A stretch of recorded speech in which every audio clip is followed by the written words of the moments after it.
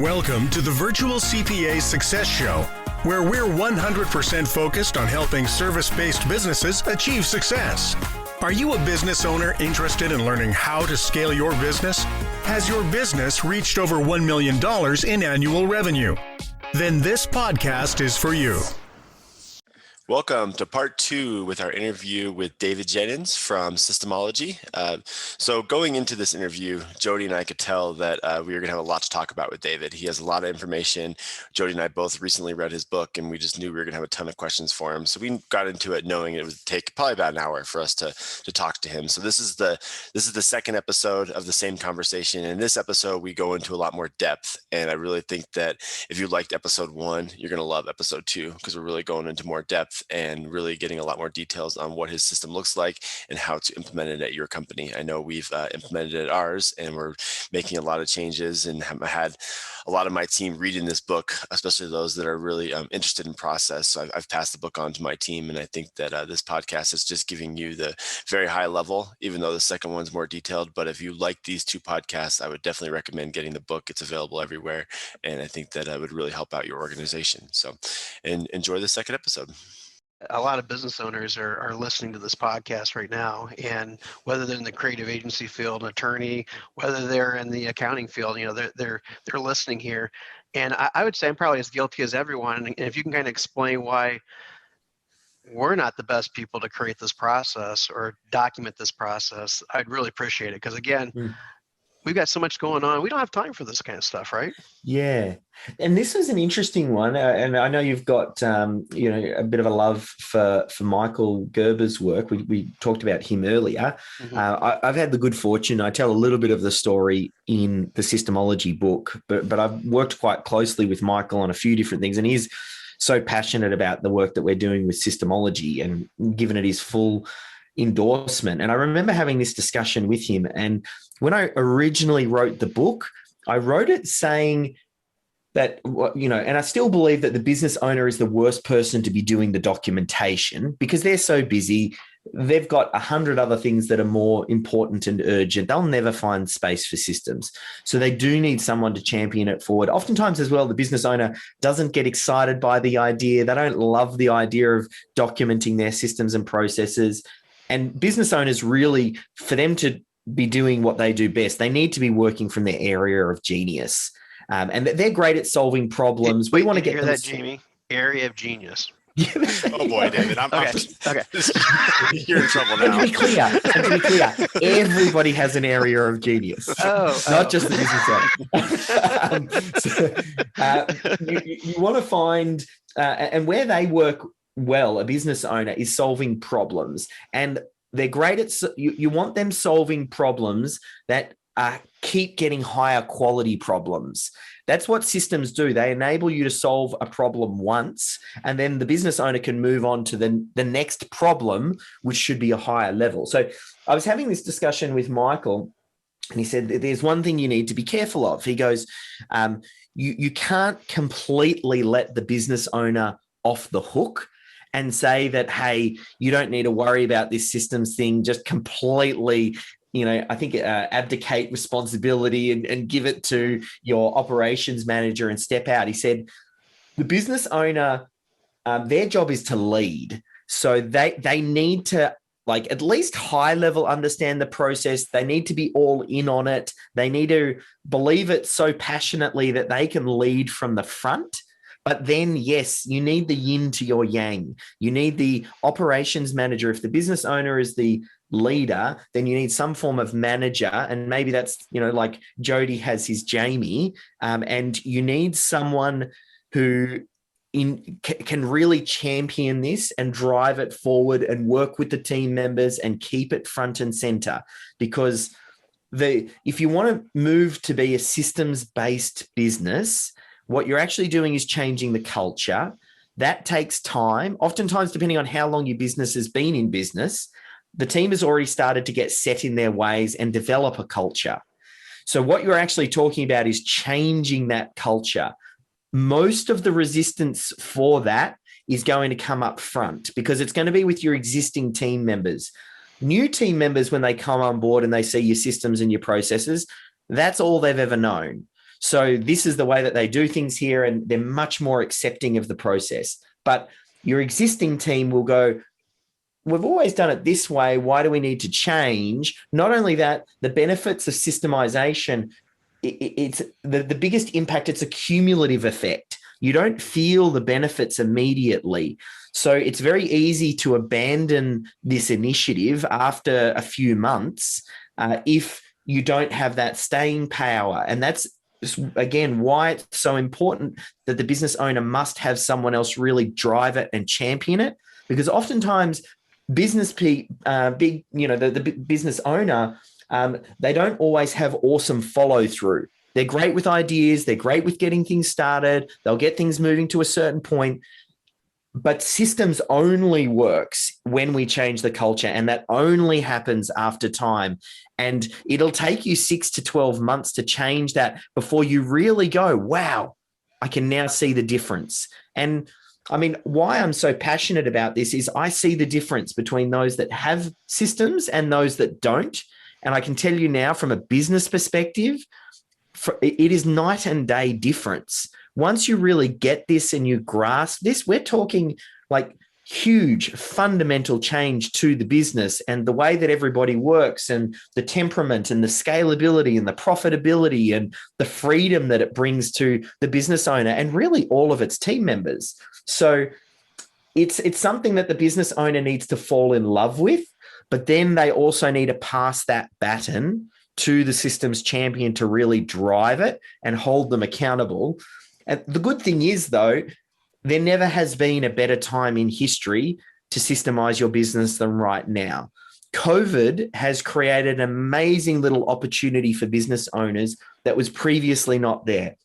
The resistance you would get from your team and some team members sometimes used to be quite high. Mm-hmm. But at the moment, team members are so accepting of change because their life has changed, their home life, their community life, their work life.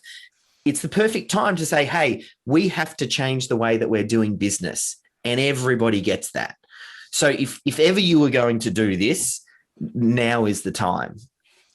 Yeah, I think that the buy-in is the key. I think you hit it on the head there. Like we've done this several times and had process changes where we're thinking, okay, this is what needs to be done. And obviously with COVID, we're thinking through new things. And I think that getting the buy-in from the employees that have been there a while and explaining to them the why and really making sure that they understand. And a lot of times the why is you're working 60 hours a week right now. Is that what you want to keep doing? And so I think that, and oftentimes, I know at least one of my strategies is I utilize the team a lot because they're in the weeds. They're doing this day to day. A lot of times they have a lot of great tips for you as well. So I guess that's my question is how do you utilize the team members when you are going through that process, and how do you make sure that they're invested?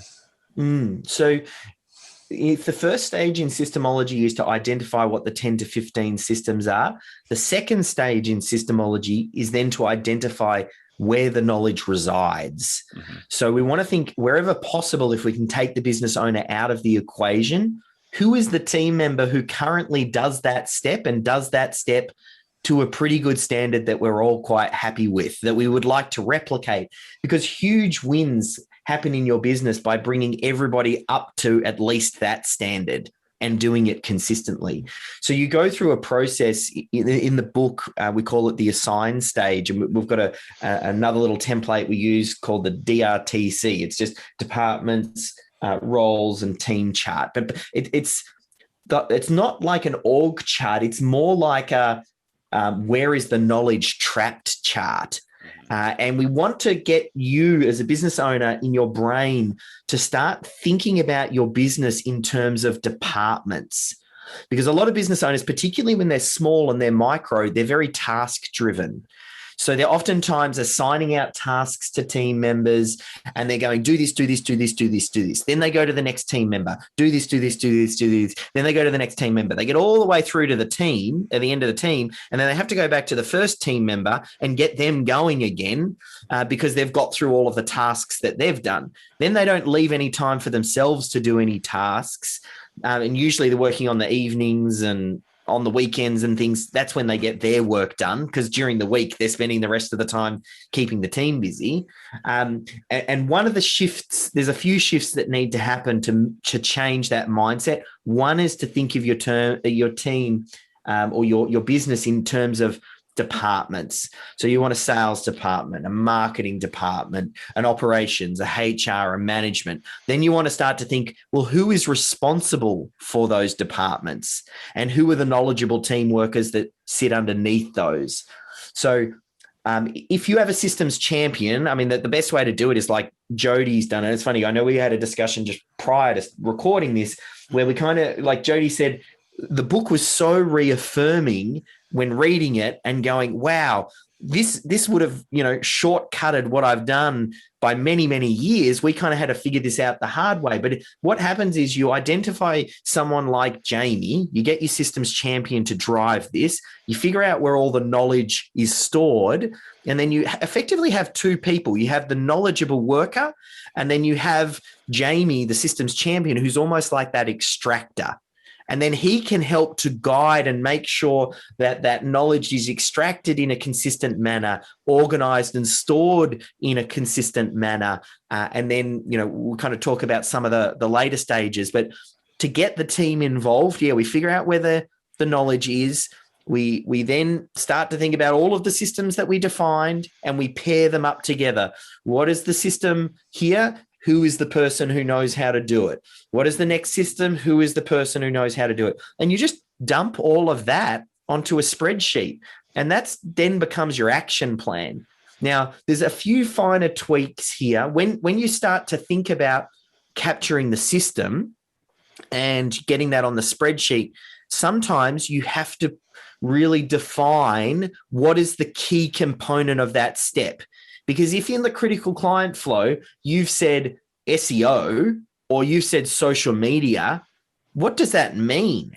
What system am I capturing out of social media? So the next step when you translate it to the spreadsheet is to go, what is the 80-20 of this? What is the one thing in social media that's important? What is the one thing in SEO that's important? Maybe you say for SEO, it's blog posts. I need to write one blog post every single month and it has to be consistently done. Okay, well, that's the system we write. If it's social media, you might say, what is the one thing that we have to do? Well, it's posting Facebook updates every second day. Okay, well, let's make that our system. And that's where we actually translate the critical client flow into very clear systems that are going to be captured. You're killing me, just so you know. You're killing me. we did all this. It took us forever to get all this done, but we did exactly what you're saying. We developed what we call organizational chart, and it wasn't by necessarily title or anything like that. It was by what their task was, what their role was, whether it was marketing or advertising or whatever that might be. And then we did exactly that. We broke out the people underneath it who we felt were the critical people to do it. And then Jamie went and approached those individuals. And from there, we wrote our processes and did exactly what you're saying. It just took us, 20 years, but, It's funny when I look back on this now, and why I was so drawn to write Systemology is because there hasn't been any work that has done it down into like a system. Where is the system for systemizing your business for getting started? Mm-hmm. I couldn't find this book.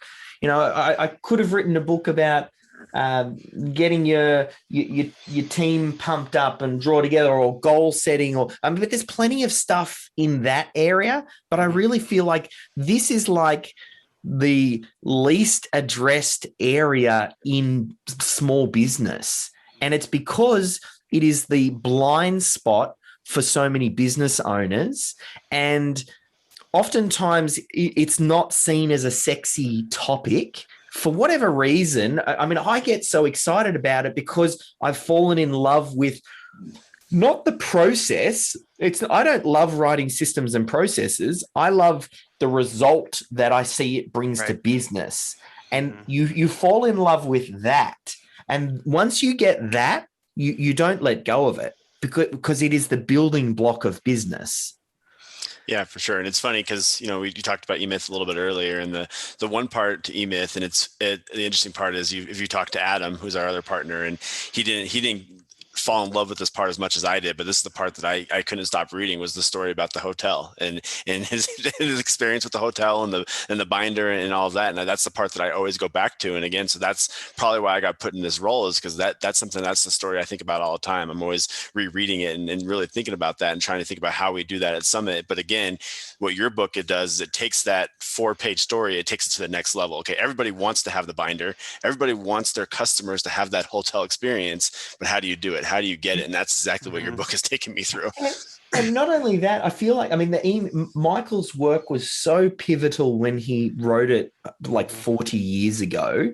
And it really just built the case for systems. Now we all agree systems are important. When I read EMyth, there's parts where I go, hey, I think, I mean, if Michael had his time again, there's bits that would be tweaked. Obviously, for one, the world has changed and moved forward. And Michael back then was writing about how McDonald's was, 50 years ago.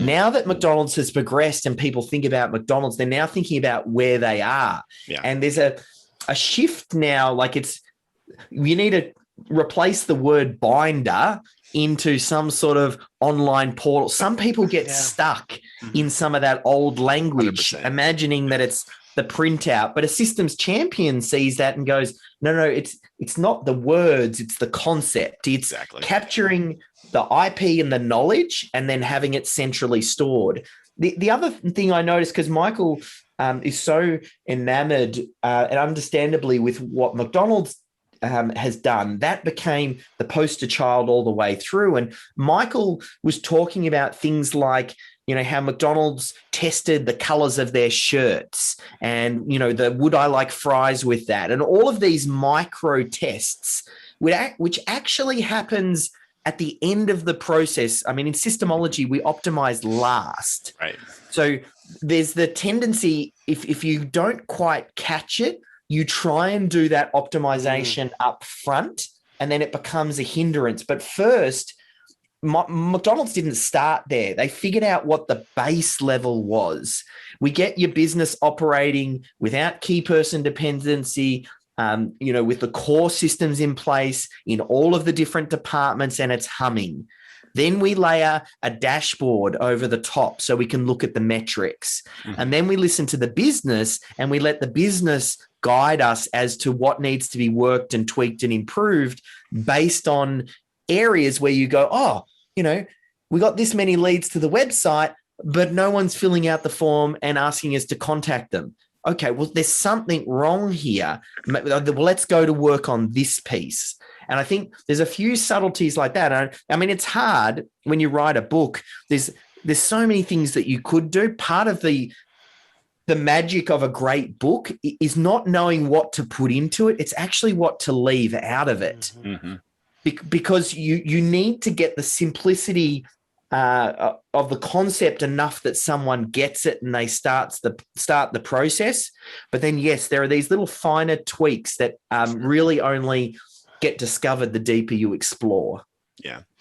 And it's funny. I did when I first got put in this job, we had a conference with our whole team, and one of my jobs was to explain my job. And I pulled that story, but like you said, I had the binder up there, and then I transitioned it to a tool we've talked about before, Jetpack Workflow, which is an online database for tracking our processes. And so it's exactly what you said. I was like, okay, yeah, we need a binder, but it's not a binder. Here's what it is. So it's pretty funny you said that.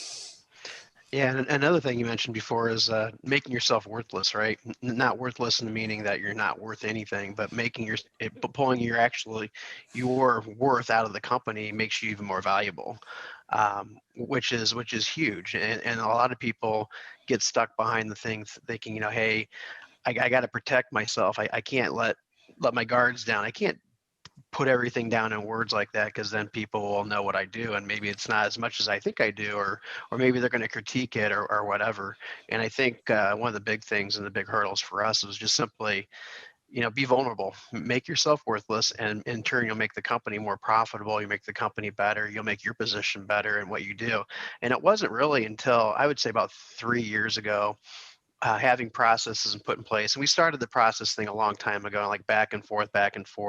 When Jamie came on the scene, it was his main focus. And I could see that the profit margins of the company went way up, because now the processes are repeatable. The clients are getting the exact same experience from one CFO versus the other CFO, or a very similar experience, not exact, obviously, but it was that repeatable process. When someone left, it wasn't like a fire alarm drill. What do we do? How do we even log in? We don't know. Everything was already put in that process and put in place. And I think that one of the biggest things that a lot of people think was it's going to take all this extra time. We don't want to waste that time. My people should be doing, billable time or working on client projects, not on this. And I think they missed the boat completely, because I think doing what you're talking about throughout your entire book is really the key to profitability. There's a couple of things there as well that jump out at me. One, I remember reading an interview with Reed Hastings, the founder of Netflix, and he was saying that they went down this systemization journey, and they got sight of what McDonald's was doing, and they thought, right, let's systemize everything. And he systemized it, and he said we got it to the point where it was dummy proof. But the only issue was only dummies now wanted to work here. And that made me go, you know what? He's right. It's not, if you were building a hamburger business and you were taking 15-year-old kids off the street and you wanted to teach them how to flip a hamburger and they've got zero experience, yes, you probably would write a system as painstaking detail as McDonald's does. But we're a little bit different. I like to hire great A players, high quality team members, and I want them to be doing an amazing job. So I don't need to tell them how to take out the trash and how to tie the top of the rubbish bag and go put it in the bin. Like that's not going to be overly helpful to them or to the business or anything. So you want to. There's a real fine line between documenting and capturing process and over systemizing. We want to grab the core and we want to get everybody up to that standard and get some real consistency there. But we also don't want robots. We want people to be able to think. And that goes back to what you were saying, Jody, this whole idea of, and you're right, let's substitute the worthless with, we want to make ourselves more valuable to the team and the business. And the way that we make ourselves more valuable is by taking our lowest value tasks, systemizing it to the point where we can delegate it to lower cost team members. So that then means now you as a team member can take on higher quality things and solve bigger problems, higher value things, which actually makes you more valuable to the business. We want to start by doing that with the business owner, because oftentimes they can handle some of the biggest problems, but really that whole thinking applies to everybody. We always want to be looking at growing and improving our team members. They need to be thinking about, how do I become more valuable to the company by freeing myself up by delegating? And it's a little bit counterintuitive, and you have to teach your team members by systemizing themselves out of the role. They're not making them less valuable. They're actually making themselves more valuable, because now they can work on tasks that previously they didn't have space for, that previously was sitting on the business owner's lap or the leadership team's lap. But now they've got extra space and they're more efficient, and now they can solve that. Wow, you just became way more valuable to your team. 100%. And this, again, I know you mentioned the 80-20 rule a while ago. We kind of have another 80-20 rule that we used when we rolled this out, is we wanted to systemize 80% of what we do so we can be creative for the other 20% and use our knowledge for that other 20%. And so when I rolled this out to our CFOs, and our CFOs are very intelligent people who have run businesses, done all these things. And so this was a difficult concept for them, that I was trying to systemize what they're doing. But I'm like, the reason I'm systemizing it is because I want to use your knowledge for that 20%, because that 20% is what our clients are paying for. They want your knowledge. They want your information. But if you're spending all that time thinking about how to reconcile AR, you're not treating our clients the way they should be. I remember in the digital agency, one of the things that got me the biggest breakthrough for this was I ended up getting some inquiries from clients about creating content for them, because we would create videos and we did it really well. And we got enough requests where I said, we got to create a sub business here. So we set up Melbourne Video Production. It sat under the banner of the creative agency. It was a separate business, but I'm not a camera guy. And it was one of the first businesses that from day dot, I couldn't deliver or do the thing. I had to, from day one, build the business without me getting on the tools and making videos and doing it. So that exercise was really interesting. And I remember going on one of the very first shoots with one of the videographers, and it was about a 45-minute drive to get to the shoot. And he spent the entire time in the car going, oh, did I charge that extra battery? Oh, I hope I bought the right lenses. Oh, did I pack everything in the kit? Oh, and we spent all the time just thinking about menial stuff that just should have just been organized. And then we ended up systemizing. We created a pack checklist, and there was a pre-interview, like pre-production interview that you would do with the client to make sure that they were well prepared, so they weren't wearing checkered shirts and, you know, all of the no-nos in the video space, and would prepare them. And then I remember about 6 months later, I went on another shoot, and the discussion that we had in the car was night and day difference. We had discussions about the shot list. Him in his head, he's going, how am I going to capture that shot? Who am I going to have in that frame? Mm-hmm. And it was such a different conversation. And it was all because he had the space now to do what he does best, mm-hmm. rather than thinking about, you know, had I packed correctly? So it's that for me. Yeah, you're right. It's counterintuitive. Sometimes people think, oh, we're systemizing, we remove creativity. But what we're actually doing is systemizing the things that have to happen anyway. So let's not think about them and just make them happen. That then creates the space for the team member to do their best work. 100%. So we've gone for 2 podcasts here now. And so I really appreciate your time, and I want to get final thoughts from both of you guys. So David, I'll start with you, then we'll end with you, Jody. Kind of final thoughts on this podcast and what our listeners need to know and walk away with. If I've done just one thing on this call and this podcast, it would be a success for me. And that's to reignite that fire inside the business owner to say, systems and processes, yes, we agree they're important. And just because I don't think I'm a systems person doesn't mean I can't own a systems-driven business.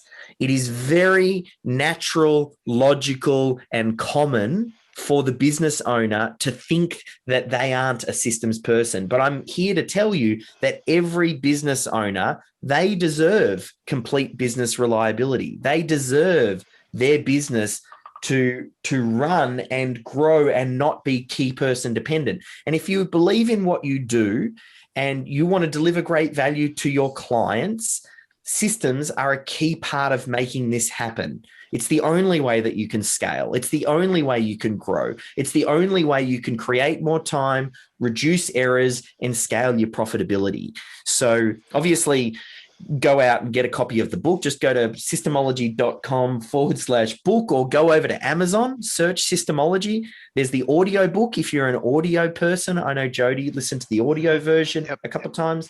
Or if you want to read it or Kindle it, just start the process and then get the book into the hands of your key team members, like those leadership team, your systems champion, and say, hey, I want to do this in my business. Yeah, I will say, reading or listening to the book, you do sound a lot better at 1.0 speed than 1.5. I'll tell you that right now. But no, I mean, you really brought a lot to the table today, and I know our listeners will benefit dramatically from this. The question I would have for you, and kind of wrapping up, is that, you know, we've implemented processes and systems from day one, and we've continued to add and add and add. And we really feel that truly this is one of the reasons why we are at the success level that we have and can deliver the service that we do. but not a lot of people have 20 years to do this, right? And so reading a book, some people reading a book will figure it out right away and never have to come back. But what if they need more? What do you offer anything that's more than just the book that maybe they can tap into? Yeah, when the book came, we just got overloaded with more business that we could actually service. So I made it my mission to go out and train people and certify people in the methodology. We call them systemologists. A lot of accounting firms, they almost see it as a value-added service. I've seen them train up a systemologist, systemize their own business, and then offer it as an added value to their clients. So, we've got a global network of systemologists that work with businesses either one-on-one or also in a group sort of environment. So there's plenty of different options. If a group process, you kind of meet with a group of business owners and you go through the systemology process facilitated by a systemologist, or you work with them one-on-one. Or if you're a real go-getter, like I said, everything's in the book. Like if you really want to drive it and you've got your Jamie who can do this, then the book will be enough to drive them. If you need extra help, then there's those options too. Great. No, I think that's great information, and everybody has heard the website, so I would definitely recommend going there. And like I said, I read the book on my Kindle, and it really was helpful. And it's very marked up with my highlighter and everything like that. So I know I'm going to have some, like you said, I think your goal in this podcast definitely worked for me. I was thinking as you were talking, I'm like, there's definitely some additional work I can do, and I'm ready to get started right after this call. So I appreciate your time, and thanks to you as well, Jody. Yeah, sincere thank you for sure. Yeah, pleasure. Thanks for having us, guys. Yeah, thank you. Enjoy this episode? Visit our website at summitcpa.net to get more tips and strategies for achieving virtual CPA success. We're here to be a resource in this ever-changing industry.